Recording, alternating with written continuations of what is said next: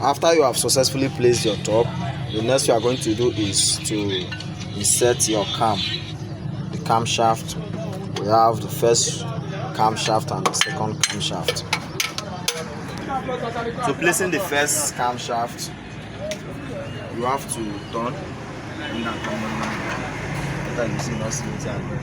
So you locate the timing mark of the camshaft. So we have two marks. We have the first mark here, and we have the second mark here. So we are going to use only this dotted mark here. So I will place the camshaft, then I'll take the second.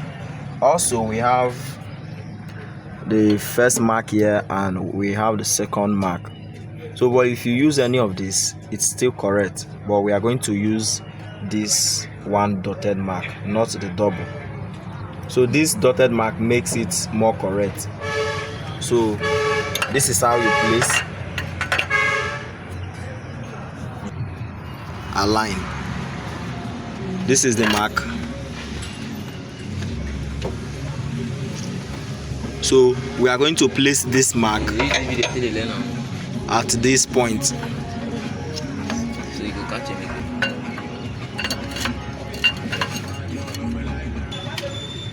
And this is it. So you can see that I've placed the camshaft, the both camshaft to the same point. This is the first and this is the second. So right now it's accurately correct. So our sprocket is going to face something like this.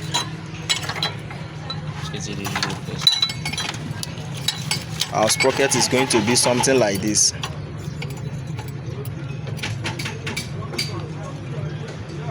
So you can see that the camshaft mark would now align to our pan, the timing pan, which was supposed to be here. So this is the mark. So hope you find the video helpful. You can see that I just did a little touch-up on how to set the cam. So still the same thing is applied to the inner top. Yeah, you are going to follow the same process. So this 1MZ sienna. So hope you find the video helpful. Do well to like, subscribe and comment. See you in the next video.